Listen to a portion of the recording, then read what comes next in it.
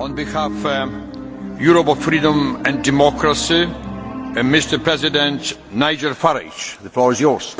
Well, this grand occasion, Mr. Barroso, your State of the Union speech doesn't, I think, quite put you on a par with President Obama, because there is one fundamental difference. He, of course, is elected and you are not.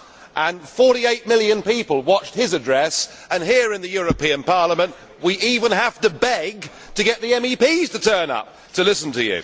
And you completely ignored the State of the Union. You said how you felt things were going. You pointed your way forwards.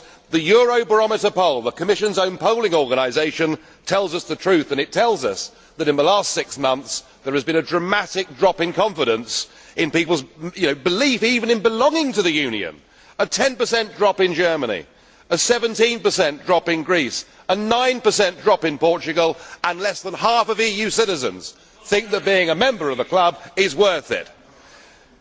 Even more revealing is that in your own country of Portugal, in the last 6 months, a further 1 in 4 people have lost total faith in EU institutions. That, Mr. Barroso, is hardly an endorsement of success or belief, and yet from most people today there seems to be this great self-satisfaction. Well, don't be too satisfied, because the people have worked it out for themselves. The real State of the Union, it is loathed and despised.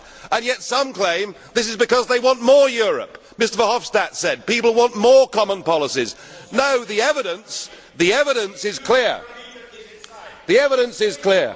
Interesting, President, when I barrack people I get threatened with fines, but never mind. Never mind.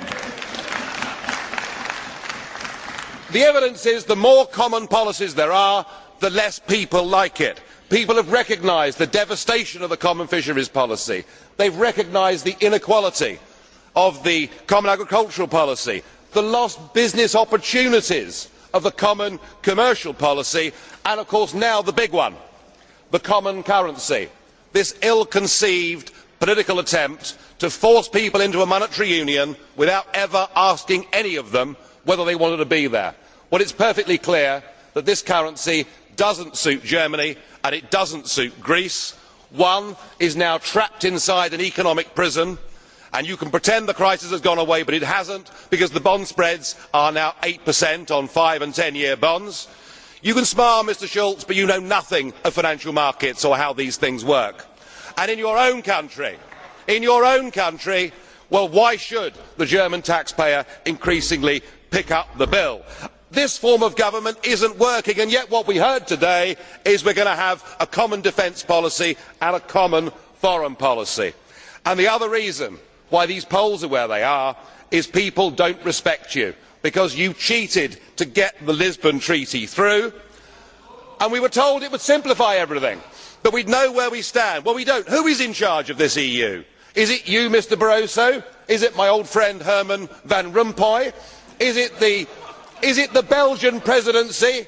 Now that really is good stuff, isn't it? You still can't form a government in your own country, and yet you are presidents of the European Union. I mean, whichever way you look at it, the whole thing is a bit of a dog's dinner, isn't it, really? The EU has never had so much power, and yet it has never been so unpopular.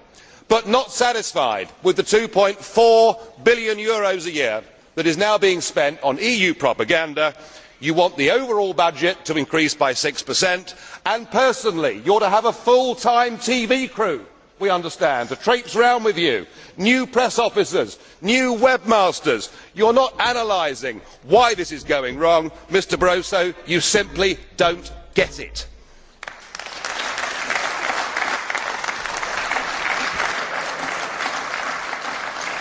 Dziękuję. Thank you.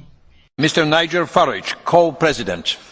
The row over the Roma in France today is of course caused directly by failing European Union policies. It was a huge mistake to allow Bulgaria and Romania to join the European Union whilst there were millions of people, millions of Roma in those countries being heavily discriminated against. It is no wonder that now they are part of the Union, they are seeking to move elsewhere.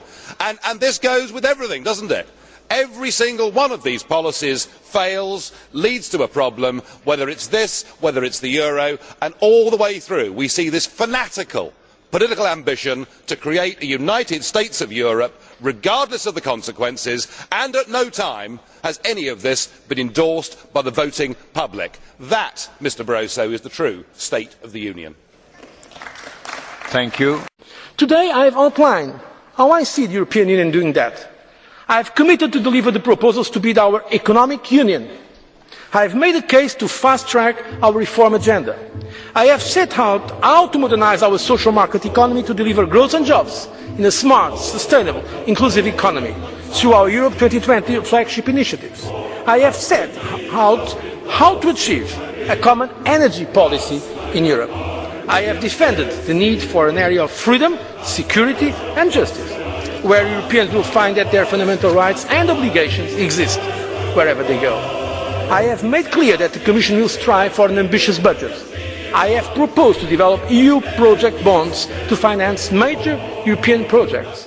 I have announced our reinforced commitment to the Millennium Development Goals.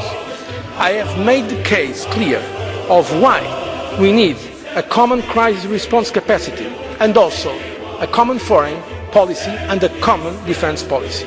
And I urge European leaders to act together if they want Europe to be a global player and defend European interests. It is indeed a transformational, ambitious, challenging agenda. For Europe to succeed, the Commission needs your support for a stronger, a fairer Europe for the benefits of our citizens. I thank you for your attention.